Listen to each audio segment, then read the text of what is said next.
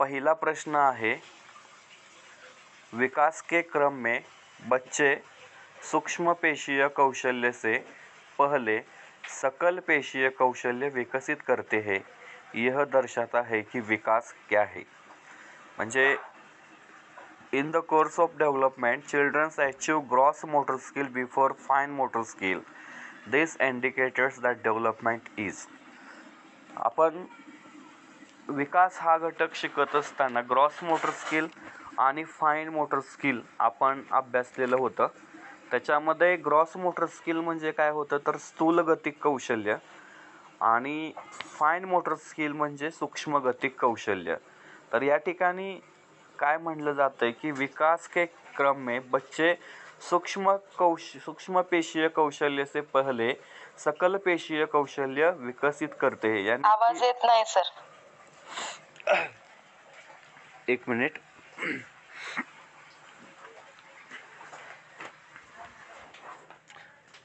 आता येतोय का? हॅलो. येतोय सर. हां, तर हा टॉपिक आपण शिकलेलो आहे आणि हा टॉपिक बघत असताना पहिल्यांदा विद्यार्थी जो असतोय तो सकल पेशीय कौशल्य शिकतोय आणि त्याच्यानंतर सूक्ष्म पेशीय कौशल्य शिकतोय. म्हणजे सुरुवातीला तो काय करतोय तर ग्रॉस मोटर स्किल पहिल्यांदा शिकतोय आणि त्याच्यानंतर फाईन मोटर स्किल शिकतोय. तर हे काय दर्शवत आहे तर रेखीयता दर्शवतंय का समीप दुराभिमुख दर्शवतंय, अराजक दर्शवतंय का शीर्षगामी दर्शवतंय. आवाज कट होतोय सारखा सर. आवाजाचा जरा प्रॉब्लेमच आहे. इकडं पावसाचं वातावरण पूर्ण झालेलं आहे. येतोय का आता मॅडम? हॅलो. हा येतोय. अधून मधून कट होते. हां, तर हा जो घटक आपण पाहिलेला होता तर हा कौशल्यांच्यावरती आधारित जो घटक होता तर त्याच्यामध्ये समीप दुराभिमुख हा जो कंटेंट येत होता, हा कंटेंट याच्यामध्ये येत असल्याचं आपणाला दिसून येत होता.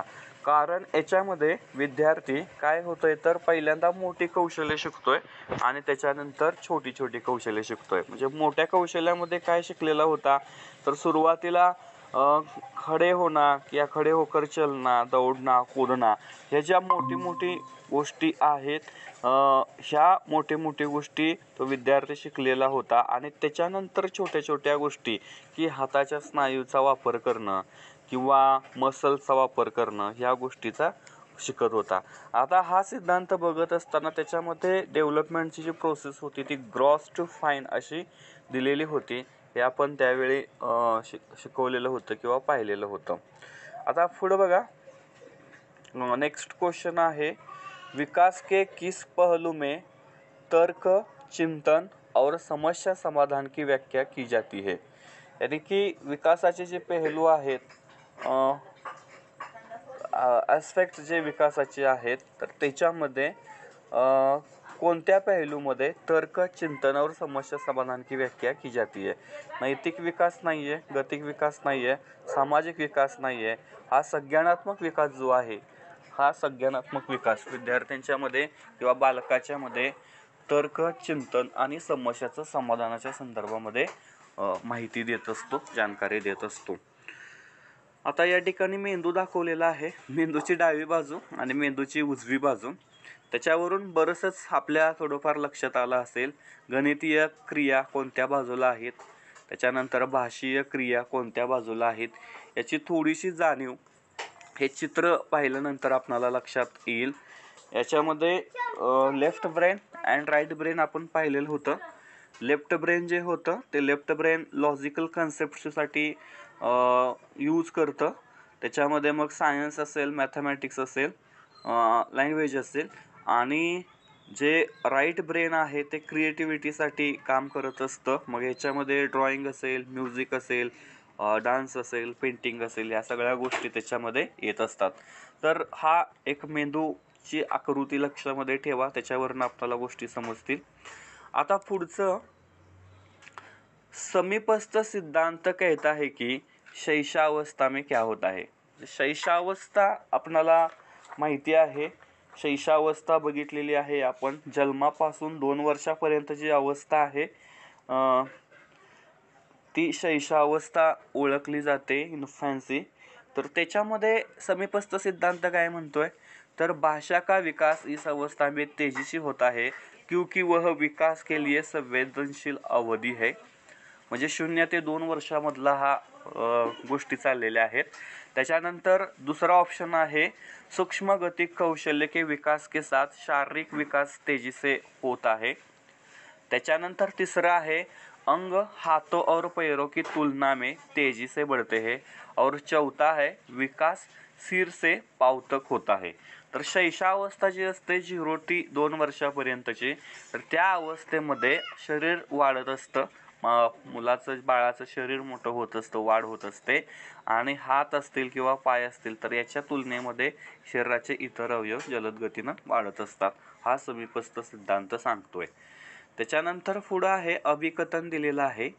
बच्चों द्वारा अभिकथन ए दिलेला आहे. बच्चों द्वारा बचपन अलग अलग संस्कृतियों में अलग अलग तरह से अनुभव किया जाता है.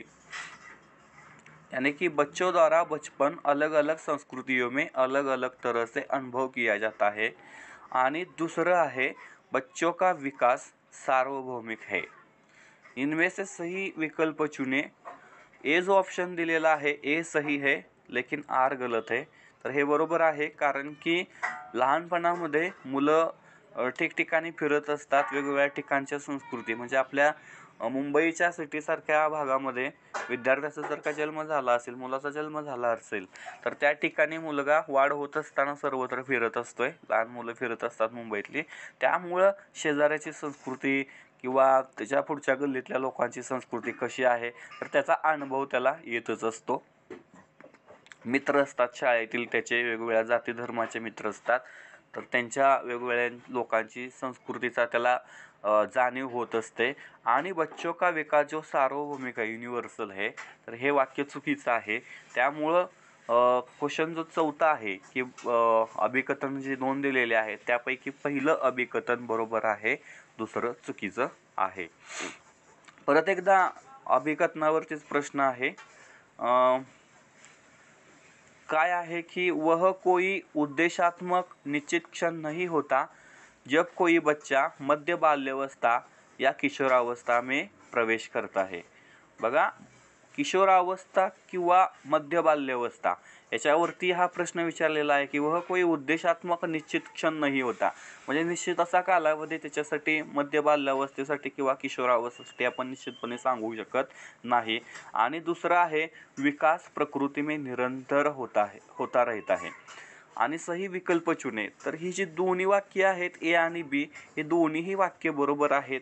कारण की मध्य बाल्यावस्था किंवा किशोरावस्था ह्या ज्या 2 गोष्टी आहेत, तर ह्या 2 गोष्टीवरती आधारित जे मनोवैज्ञानिक आहेत, प्रत्येक मनोवैज्ञानिकाने वेगवेगळ्या पद्धतीची आकडेवारी वयाचे त्याच्यामध्ये दिलेली आपल्याला दिसून येते.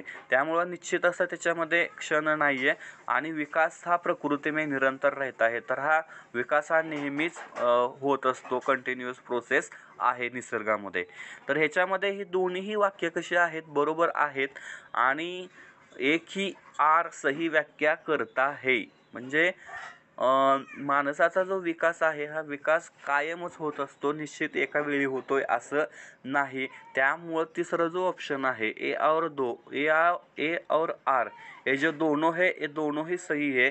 और एक ही आर सही व्याख्या करता है क्योंकि ए मध्ये निश्चित क्षण नाही होता यह विचारलेला आहे, सांगतोय.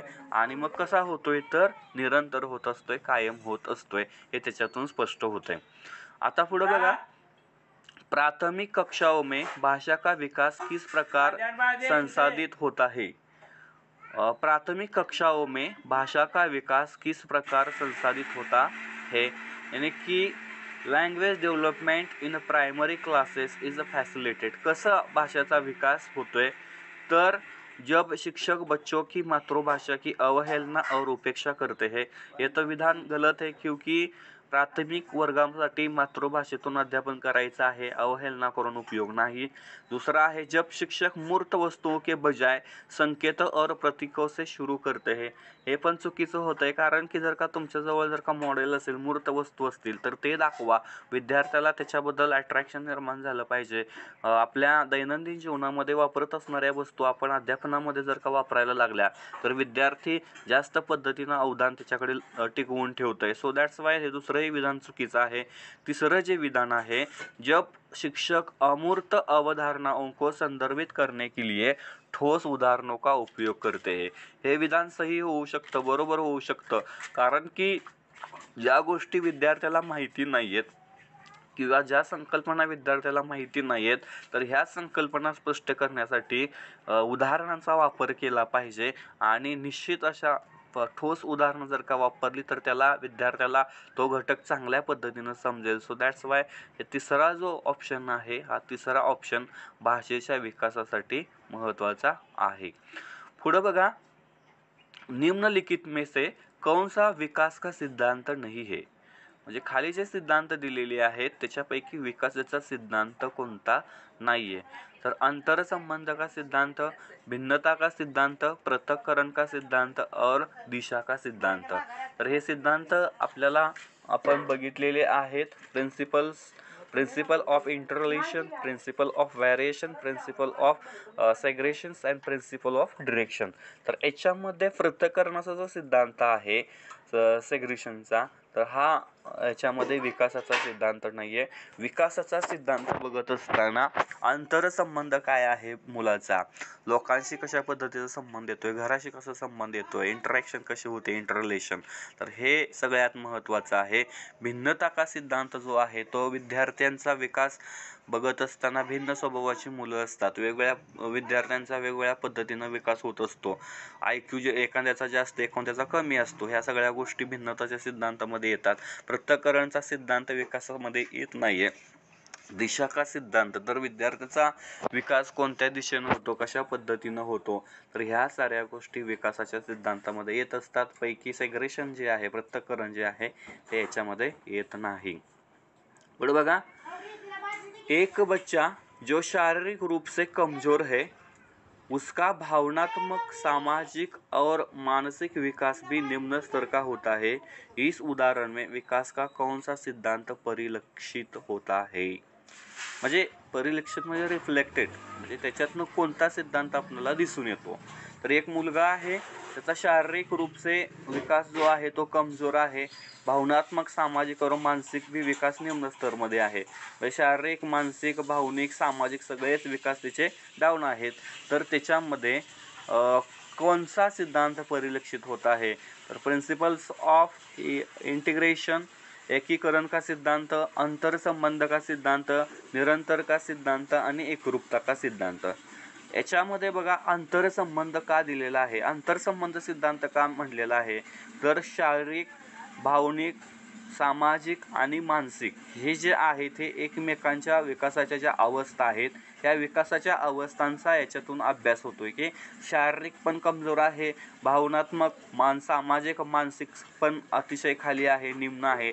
त्यामुळं एकमेकांच्यामध्ये संबंध दर्शवलेला आहे. त्यामुळं हा अंतरसंबंध का सिद्धांत, इंटररिलेशनचा सिद्धांत आपणाला लक्षात येतोय. त्याच्यानंतर उदाहरणं दिलेली आहेत मॅच द फॉलोविंगचे, तर ते तुम्ही बघा. पुढे बघा 10 नंबरचा प्रश्न आहे, नीचे दिए गए उदाहरण से विकास के किस सिद्धांत को परिभाषित किया गया है. खाली एक पॅसेज दिलेला आहे, 4-5 ओळीचा आहे, त्याच्यावरनं विकासाचा कोणता सिद्धांत आपल्याला लक्षात येईल. तर सूपी का वजन और ऊंचाई उसकी उम्र के हिसाब से उचित है, उसके पास एक अच्छी तरह से विकसित भाषा क्षमता भी है जो उसे सभी के साथ संवाद करने में सक्षम बनाती है, वह सभी से प्यार करती है और उसका आत्मसम्मान सकारात्मक है. म्हणजे हे सगळं पॉझिटिव्ह गोष्टी आपणाला दिलेल्या आहेत. त्याच्यावरनं आपणाला कोणता सिद्धांत याच्यामध्ये परिभाषित डिफाईन केलेला आहे तर ते बघूया आपण.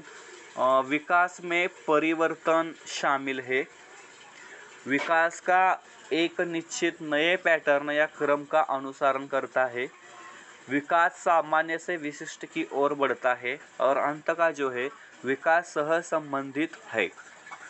आता बघा हे याच्यातून काय लक्षात येतंय, सुपी नावाची मुलगी असेल, तिचं वजन आणि उंची तिच्या वयाच्या मानानं योग्य आहे. त्याच्या संबंधीचंच वय वजन उंची संबंधित असल्यामुळं तिचं काय झालेलं आहे, भाषेची क्षमता सुद्धा वयाच्या मानानं योग्य झालेली आहे.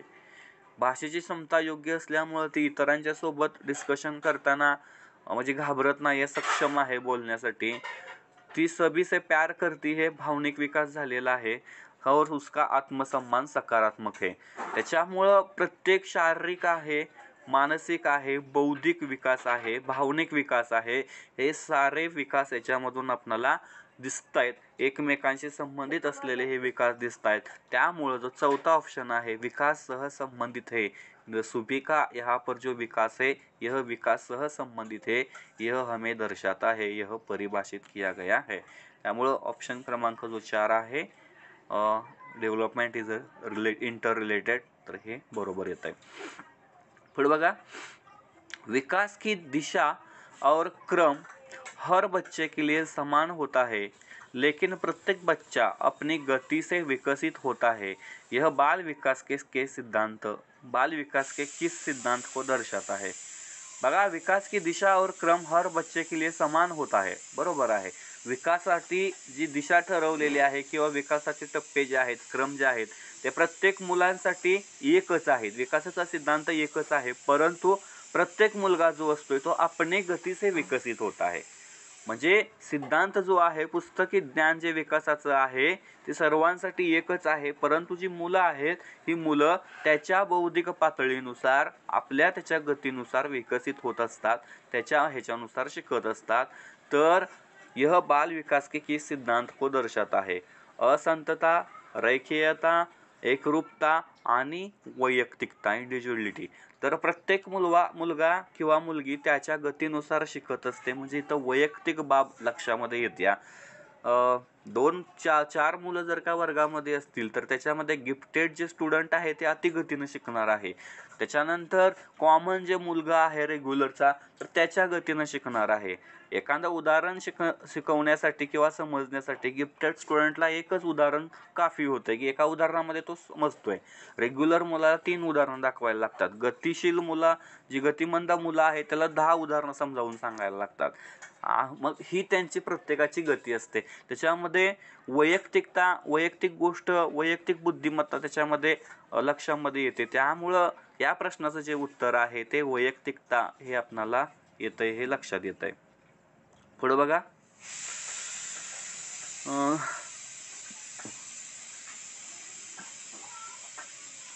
पेन पकड़ने या अपनी शर्ट के बटन लगाने से पहले सना ने गिलास और बोतल पकड़ना सीखा. यह उदाहरण बताता है कि विकास एक आयामी है, विकास की दिशा सेप्लोकॉडल है, विकास की दिशा प्रॉक्सिमोडिस्टल है, यह एक यादृच्छिक पॅटर्न का अनुसरण करती है. बघा, विकासाचा जी दिशा आहे ही विकासाची दिशा मगाशीच आपण तुम्हाला सांगितलेलं होतं की विकासाची जी दिशा आहे ही ग्रॉस टू फाईन अशा पद्धतीनं आहे. म्हणजे स्थूल गतिक कौशल्यापासून फाईन गतिक कौशल्याकडे आहे.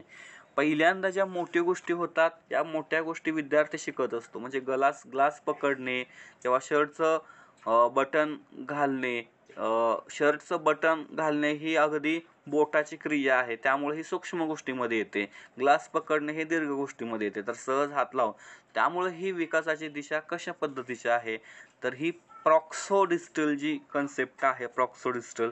तर ह्या प्रॉक्सोडिस्टल कन्सेप्टमध्ये, प्रॉक्सोडिस्टल कन्सेप्ट म्हणजे काय, तर जस्ट मी आत्ता सांगितलं की ग्रॉस टू फाईन, सूक्ष्म काय म्हटलं जातं, जस्ट मी आत्ता तुम्हाला सांगितलेलं होतं की विकासाची जी दिशा आहे ती ग्रॉस टू फाईन.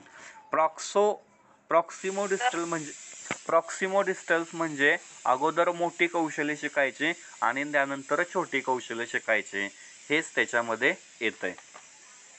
त्याच्यानंतर तर ती 2 नंबरचा पर्याय सेफ्लोकॉडल ते काय? सॅफ्लोकॉडल म्हणजे हे काय आपल्याला त्याच्यामध्ये काही दिलेलं नाही आहे मॅडम. आपल्याला प्रॉक्सिमो डिस्टलच त्याच्यामध्ये होतं. त्याच्यामुळं हे आणि फार तर रॅन्डम पॅटर्न जो आहे यादृच्छिकचा, तर ह्या दोन्हीच गोष्टी याच्यामध्ये आहेत. सेफ्लोकॉडल किंवा एकायमी वगैरे ह्या ज्या गोष्टी आहेत त्या आपल्याला त्या कंटेंटमध्ये आलेल्याच नव्हत्या. प्रॉक्सिमो म्हणजे काय तर मोठ्याकडून छोट्याकडे म्हणजेच ग्रॉस टू फाईन, जे की आपण दुसरं किंवा तिसरं लेक्चर घेतलेलं होतं त्याच्यावरती हे प्रश्न विचारलेला आहे. आता या ठिकाणी काय विचारलेलं आहे, निम्नलिखित में से कौन सा चित्र विकास की असंतता को सही ढंग से दर्शाता है, डिसकंटिन्युटी असं विचारलेलं आहे. पहिलं चित्र बघा, आयु दिलेला आहे, अगदी टप्प्याटप्प्यानं पुढं गेलेलं आहे. त्याच्यानंतर दुसरं जे चित्र आहे ते दुसरं चित्र आयु दिलेलं आहे, खालून वरती गेलेलं आहे. तिसरं जे चित्र आहे ते चित्रामध्ये विकास काही वेळा वरून खाली आलेला आहे आणि चौथं जे चित्र आहे ते विकास तिरका गेलेला आहे. हे चित्र पाहिल्यानंतर म्हणजे असंतता किंवा खालीलपैकी कोणतं विकासाच्या बाबतीत चुकीचं चित्र होऊ शकतं, तर आपल्याला लक्षात आलं पाहिजे. एकच विकासाच्या संदर्भातलं वाक्य सांगतोय, विकास ही निरंतर होणारी प्रक्रिया आहे. अगदी आईच्या पोटात असल्यापासून विकास होतोय आणि विकास हा कधी वाढतो पण, कधी कमी पण होतो, कधी सरळही जातो. आता याच्यातील जे पहिलं चित्र आहे ते सगळ्यांनी बघा. पहिल्या चित्रामध्ये पहिल्यांदा काय दिलंय, ब्लँकच दिलाय. याचा अर्थ पहिल्यांदा त्याचा विकासच झाला नाही आणि नंतर विकास झालेला आहे हे दाखवलेलं आहे. त्यामुळं हे चित्र चुकीचं आहे. असं होऊ शकत नाही, कारण की विकास नेहमीच होत असतो, कंटिन्युटी होत असतो. बघा ना, पहिल्या चित्रामध्ये कसं त्याने दाखवलंय, पहिल्यांदा ब्लँकच दिलंय म्हणजे पहिला त्याचा विकासच काय नाही, त्याच्यानंतर मग थोडा झालाय, त्याच्यानंतर वाढत गेलाय. तर असं होऊ शकत नाहीये. विकास हा नेहमी होत असतोय, सातत्यानं होत असतोय. अगदी त्या पहिल्या चित्रामध्ये जरी पहिल्या कॉलमच्या शेजारी जी रिकामी जागा दाखवलेली आहे त्याच्यामध्ये थोडा जरी एखादा कॉलम दिला असता तरी आपण हे सही मांडलं असतं, परंतु तिथं कायच दिलं नाही. त्यामुळं हे असंतता आहे, विकासाच्या संदर्भातली ही चुकीची आकृती आहे. त्यामुळं ऑप्शन क्रमांक 1 जो आहे तो या प्रश्नाचं उत्तर येत आहे. आता पुढे बघा, निम्नलिखित में से किस जोड़ी के सही मेल होने की सबसे कम संभावना है. म्हणजे इथं काय दिलेले आहे, जोड्या दिलेल्या आहेत आणि त्याच्यातील एक चुकीची जोडी आहे. तर ती कोणती असं आहे असं विचारलेलं आहे, कम संभावना. तर पहिला आहे, बच्चे प्रवेश करते हैं चॉम्स्की दुनिया के साथ निश्चित ज्ञान भाषा के बारे में. दूसरा है, भाषा और वाइगोस्की विचार है शुरू में दो अलग अलग गतिविधियाँ. भाषा है पियाजेज अनिश्चित सोच और भाषा है B.F. स्किनर में एक उत्तेजना पर्यावरण. स्किनरचा याच्याशी संबंध येत नाही आहे भाषेमध्ये. स्किनरचा जो सिद्धांत आहे तो वेगळा आहे आणि मॅक्झिमम चौथा जो ऑप्शन आहे, language is B.F. Skinner is stimulus in environment, हे जे आहे हे येत नाही आहे. भाषेचा विकास स्किनर असा म्हणतोय की पर्यावरणातून होत असतो किंवा भाषा विकासासाठी पर्यावरण उत्तेजना देतं. तर स्किनरचा सिद्धांतच नाही आहे भाषेच्या उत्तेजनाच्या संदर्भामध्ये. त्यामुळं ही जी चौथी जोडी आहे ही चुकीची जोडी आहे, त्याच्याशी संबंध येत नाही आहे. पुढे बघा, which one of the following is correctly matched. म्हणजे बरोबर कोणतं आहे, भौतिक विकास पर्यावरण, संज्ञानात्मक विकास परिपक्वता, सामाजिक विकास पर्यावरण, भावनात्मक विकास परिपक्वता. व्यक्तीचा सामाजिक विकास होत असताना पर्यावरणाची गरज पडत असते. पर्यावरणामध्येच व्यक्तीचा सामाजिक विकास होत असतो. जो सामाजिक विकासाचा सिद्धांत आहे तर त्या सामाजिक विकासाच्या सिद्धांतामध्ये हे विधान केलेलं आहे. त्यामुळं ऑप्शन क्रमांक जो 3 आहे, सामाजिक विकास पर्यावरण, हे बरोबर आहे. पुढचा प्रश्न बघा, विकास के किस चरण में बच्चे सक्रिय रूप से काल्पनिक खेल में संलग्न होते हैं? At which stage of development do children actively engage to make believe play? शैशवावस्था, प्रारंभिक बचपन, मध्य बचपन और किशोरावस्था. प्रारंभिक बचपन जे असतं सुरुवातीचं बालपण, त्याच्यामध्येच मुलं अगदी काल्पनिक खेळ खेळत असतात. याच्यामध्ये मग लहान मुलं मुली भांडी कुंड्याचा खेळ खेळत असतील किंवा राजा राणीचा खेळ खेळत असतील, तर ह्या सगळ्या काल्पनिक गोष्टी असतात. या गोष्टी प्रारंभिक बचपनमध्येच होत असतात. प्रश्न आहे, बच्चों के विकास के संबंध में निम्नलिखित में से कौन सा कथन सही है? कोणतं वाक्य बरोबर आहे? विकास के क्षेत्र एक दूसरे से भिन्न और असंबंध है. तर हे विधान चुकीचं आहे. विकास एकमेकाशी संबंधितच असतो. त्याच्या स्टेप्स ठरलेले आहेत. बाल विकास के विभिन्न सिद्धांत बच्चों के विकास के संबंध में एक ही विचार पर सहमत है. चुकीचं आहे. प्रत्येक संशोधकाने किंवा प्रत्येक मनोवैज्ञानिकाने वेगवेगळे सिद्धांत मांडलेले आहेत आणि प्रत्येकाचे विचार वेगवेगळे असल्याचं आपल्याला दिसून येतं. बच्चों का विकास उनके सामाजिक संदर्भ से प्रभावित होता है. हे वाक्य बऱ्यापैकी बरोबर वाटतंय. आणि लास्ट बघूया, सभी बच्चों के लिए विकास एक सहज और सतत प्रक्रिया आहे. चौथं वाक्य चुकीचं आहे. म्हणजे हे 4 वाक्य पाहिल्यानंतर त्याच्यातल्या त्यात तिसरं जे वाक्य आहे ते तिसरं वाक्य बरं वाटतंय, योग्य वाटतंय. यानी की बच्चे का विकास बच्चों के सामाजिक संदर्भ से प्रभावित होता है. हे वाक्य सही वाटतंय. पुढे बघा, निम्नलिखित में से कौन ग्रेड 3 के लिए छात्रों के लिए बढ़िया मोटर स्किल का उदाहरण है? बढ़िया मोटर स्किल. आता बढ़िया मोटर स्किल यानी फाईन मोटर स्किल आपणाला बघायचं आहे. तर त्याच्यामध्ये दोस्तों के साथ दौड़ना पहिला ऑप्शन दिलेला आहे. त्याच्यानंतर मोतियों को धागे में पिरोना, त्याच्यानंतर भवन में सीढ़ियाँ चढ़ना आणि लास्ट आहे खरगोश की तरह उछल कूद करना. आता मला तुम्हाला सांगायचं आहे, ज्यावेळी मुलगा स्टेप्स चढत असतो, पायऱ्या चढत असतो, त्यावेळी त्याच्या स्नायूंचा वापर होत असतो आणि या स्नायूंचा वापर होत असताना जे स्नायू आहेत ते बढिया म्हणजे फाईन मोटर स्किलमध्ये येत असतात. त्यामुळं भवन में सीढ़ियाँ चढणं ह्या गोष्टी आहेत त्याच्यामध्ये येत असतात फाईनमध्ये, सूक्ष्ममध्ये. बाकीचं मग काय दौडणं किंवा खेळणं, उड्या मारणं या सगळ्या गोष्टी ह्याच्यामध्ये ग्रॉसमध्ये येत असतात. दोन पण वाटतोय ना सर.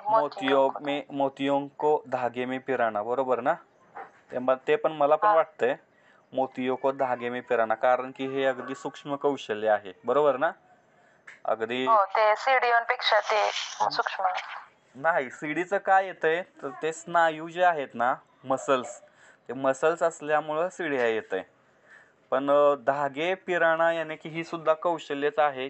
छोट्या छोट्या मणी जे असतात त्या मण्यांच्या मध्ये धागे हे करणं, ववणे.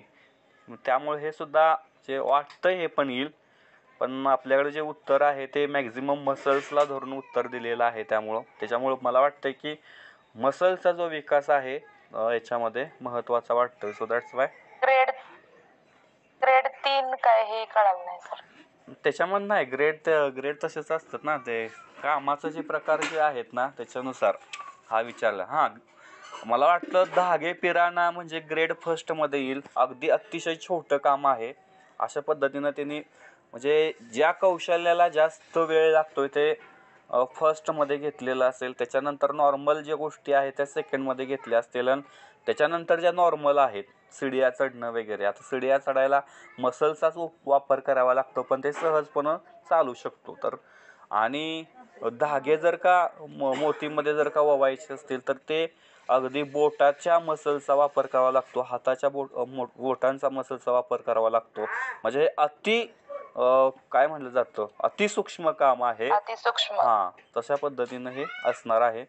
त्यामुळं दुसरं पण बरोबर आहे, तिसरं पण बरोबर आहे, पण ग्रेड कौशल्य दिल्यामुळं हे तिसरं उत्तर आलेलं आहे. पुढे बघा, निम्नलिखित में से कौन सा लक्षण पूरी तरह से आनुवंशिकता द्वारा निर्धारित होता है. म्हणजे आनुवंशिकता कोणत्या गोष्टीमध्ये जास्त येते? आंखों का रंग, बुद्धिमत्ता, नैतिक विकास, सामाजिक कौशल्य. सामाजिक कौशल्य, नैतिक विकास हे काय आनुवंशिकतेचा एवढा संबंध येत नाहीये. बुद्धिमत्ता जी असते ते विद्यार्थ्याच्या ह्याच्यानुसार येत असते. तर जे शरीराचे अवयव जे असतात ते अवयव मॅक्झिमम आनुवंशिकतेनं येत असतात. जसं की काय म्हटलं जातं, एखादा विद्यार्थी असतो, एखाद्या विद्यार्थ्याच्या घरी जर का आनुवंशिकता असेल, फॉर एक्झाम्पल टक्कल पडतात बघा, तर टक्कल पडण्याची जर का आनुवंशिकता असेल तर त्या मुलाचा अगदी तरुणपणामध्ये सुद्धा केस जातात. म्हणजे ही आनुवंशिकता येत असते. तसंच डोळ्यांचे रंग असतील एखाद्याच्या घरामध्ये, जर का गारोळे डोळे असतील त्याच्या आई वडिलांचे, तर मुलांच्या मध्ये सुद्धा तसेच गारोळ्या पद्धतीचे डोळे निर्माण होत असतात. तर ही आनुवंशिकतेशी संदर्भात आहे. तसं बुद्धिमत्तेवरती फक्त आनुवंशिकताच काम करत नाहीये, तर त्याच्यामध्ये समाज, सराउंड किंवा त्याचं नॉलेज हे सगळ्या बाहेरच्या गोष्टी सुद्धा त्याच्यावरती काम करत असतात. त्याच्यानंतर मग त्याची बुद्धिमत्ता कशी आहे हे आपल्याला लक्षात येतं. पुढे बघा, सॅपलो कॉडल सिद्धांत निम्नलिखित क्षेत्र में लागू होता है. तर मोटर विकास जे सिद्धांत आहेत जे आपण सकाळपासून बघतोय, motor development, fine motor, gross motor, हे जे आहे त्याच्यामध्ये सॅपलो कॉडल सिद्धांत लागू होतोय. बाकीचे जे भाषा विकास, संज्ञानात्मक विकास, नैतिक विकास याच्यासाठी वेगळे सिद्धांत आपणाला असल्याचे माहिती आहेत. 23वा प्रश्न, ... भाषा के विकास से संबंधित एक संवेदनशील अवधि है. What is the sensitive period pertaining to language development. भाषेचा विकास होत असताना संवेदनशील अवधी कोणता आहे? कोणता काळ संवेदनशील आहे? प्रसवपूर्व काल, प्रारंभिक बचपन काल, मध्य बचपन और किशोरावस्था. तर सुरुवातीचा जो काळ असतो बाल्यावस्थेचा, तर तो बाल्यावस्थेचा काळ विद्यार्थ्याच्या भाषेवरती परिणाम करत असतो. आणि संवेदनशील का म्हणलेला आहे, तर त्या मुलावरती जशा पद्धतीची भाषा ऐकू पडते तशा पद्धतीची भाषा तो मुलगा बोलत असतो. अगदी शिव्या सुद्धा द्यायला मुलं शिकत असतात या काळामध्ये. त्या मुलाला शिव्यांचा अर्थ माहिती नसतो, शिव्या वाईट आहेत हे त्याला माहीत नसतं, परंतु तो शिव्या देत असतो कारण की शेजारी देत असतो. म्हणजे ॲक्सेप्ट करणं संवेदनशीलपणाचं लक्षण आहे आणि त्यामुळे ते शिकत असतो. पुढं आहे, निम्न में से कौन सा कथन सही है. खालीलपैकी कोणतं वाक्य बरोबर आहे? बच्चों का विकास एक सामाजिक सांस्कृतिक परिप्रेक्ष्य में होता है. बघितलेलं आहे आपण आणि हे विधान बरोबर आहे. दुसरं बघूया, बचपन का अवधि है जिसे 10 भिन्न अवस्था में बांटा जा सकता है. नाही, चुकीचं आहे. आपण बघितलेलं नाही हे 10 अवस्थामध्ये डिवाइड केलेलं. बच्चों की सोच सामाजिक अंतक्रिया से प्रभावित नहीं होती है. चुकीचा आहे. सामाजिक अंतक्रिया से बच्चों की सोच प्रभावित होती है. बच्चों का विकास केवल आनुवंशिकता पर आधारित होता है. ये भी गलत है.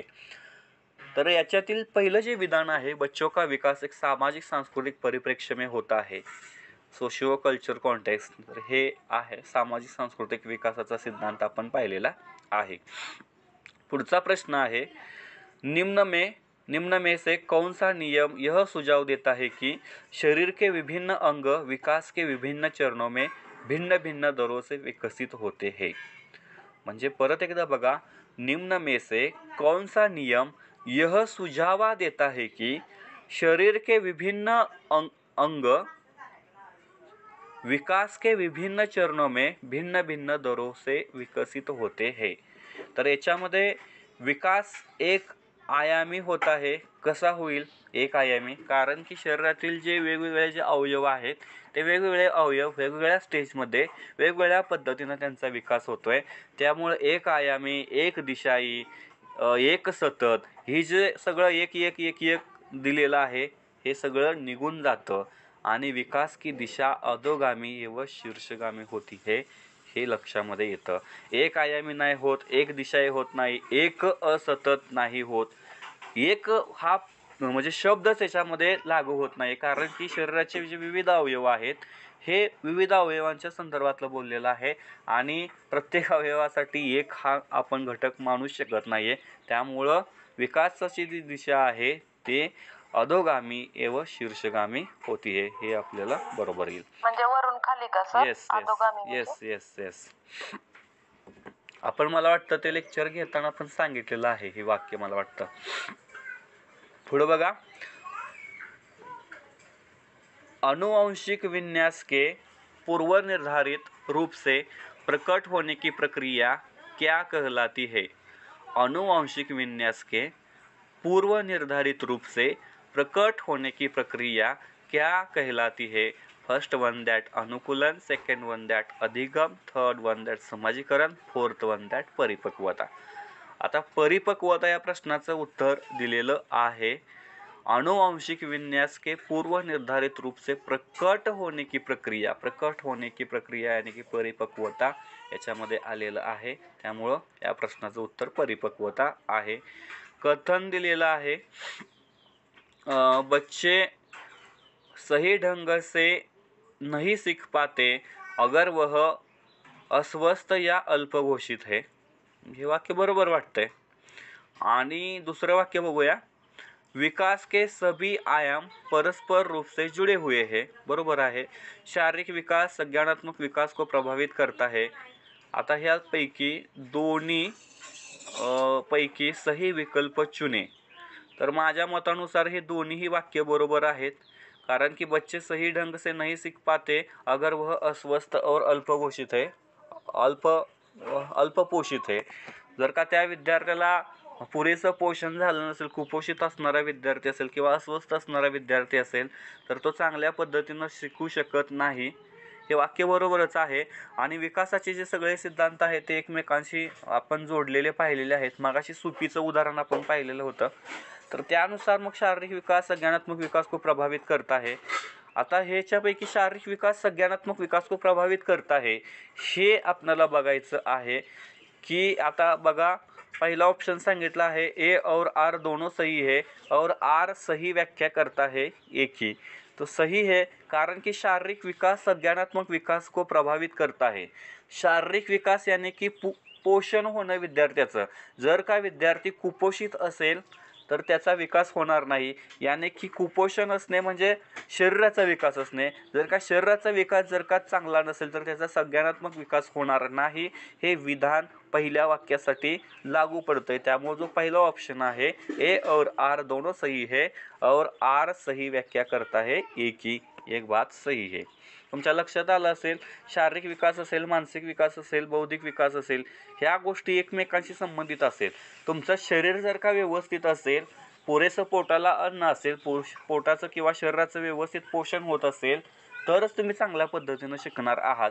म्हणून देशामध्ये आपल्या विद्यार्थ्यांचं कुपोषण होऊ नये, त्यांचा शरीर चांगलं राहावं म्हणून मध्यान्ह भोजन योजना, जी मिड डे स्किल योजना जी आहे, दुपारी शाळेमध्ये जेवण भेटतं किंवा आता अंडी केळी वगैरे देण्यास सुरुवात केली आहे, पूरक पोषण.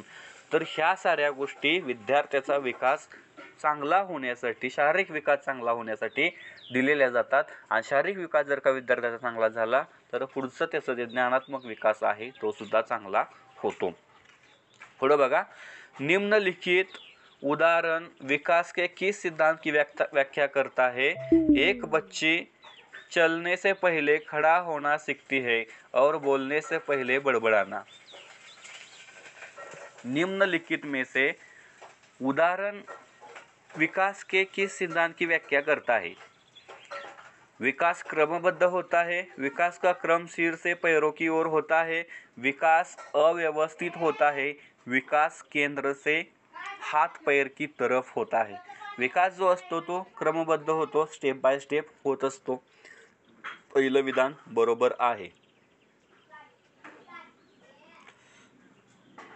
पुढचं आहे, कथन दिलेलं आहे, मानव अपने पूरे जीवन काल के दौरान गत्यात्मक और संज्ञानात्मक क्षेत्रों में नई चीज़ें सीखने और स्मरण रखने के योग्य है. कारक एक गंभीर रूप से पीड़ित बचपन के परिणामों के बाद बाद के वर्षों में आसानी से बदल जा सकता है। एक माणूस आहे, हा माणूस काय करतोय तर त्याच्या पूर्ण जीवनामध्ये त्याचा जो गत्यात्मक जो काळ आहे, जीवन काल के दौरान गत्यात्मक और संज्ञानात्मक क्षेत्रों में नई चीज़ें सीखने और स्मरण रखने के योग्य है। हे वाक्य बरोबर आहे। जीवन जगत असताना बऱ्याच वेळा नवीन गोष्टीही कराव्या लागतात आणि काही वेळी भूतकाळामध्ये त्या गोष्टीवरती आपण काय उपाय शोधलेला होता तर तो उपाय माणूस बघत असतो। त्यामुळे हे वाक्य बरोबर आहे। आणि दुसरं जे वाक्य आहे, एक गंभीर रूप से पीडित बचपन के परिणामों को बाद के वर्षों में आसानी से बदल जा सकता है। लहानपणावरती जर का एखाद्या मुलावर आघात झालेला असेल तर भविष्यामध्ये तो आघात विसरून जातो असं त्यांचं म्हणणं आहे। तर हे वाक्य चुकीचं आहे। कारण भूतकाळामध्ये ज्या घडलेल्या घटना आहेत, समजा त्याला मेणबत्ती आहे, मेणबत्ती पेटवलेली आहे, मेणबत्तीला हात लावल्यानंतर पेटत्या मेणबत्तीला हात लावल्यानंतर विद्यार्थ्याला चटका बसला, हे भूतकाळामध्ये घडून गेलेलं आहे। पण भविष्यामध्ये तो विसरलाय, भविष्यामध्ये किंवा त्याच्या जीवनामध्ये तो विसरलाय का की मेणबत्ती पेटत्या मेणबत्तीला हात लावल्यानंतर चटका बसत नाही, हे तो विसरलाय का? नाही। त्याला आयुष्यामध्ये एकदा चटका बसलाय तर तो तिथून पुढे आयुष्यभर लक्षात ठेवतो। त्यामुळे दुसरं जे वाक्य आहे ते चुकीचं आहे, पहिलं वाक्य जे आहे ते बरोबर आहे। ऑप्शन क्रमांक 3 जो आहे ए सही है लेकिन आर गलत है। असून एक अशाच पद्धतीचं एक विधान आहे, तर ते विधान तुम्ही बघा। या ठिकाणी आजची जी PDF आहे ती PDF आपल्या ग्रुपला टाकतोय। बालकाच्या विकासाच्या संदर्भात महत्त्वाचे जे प्रश्न आहेत ते महत्त्वाचे प्रश्न आपण घेतलेले आहेत आणि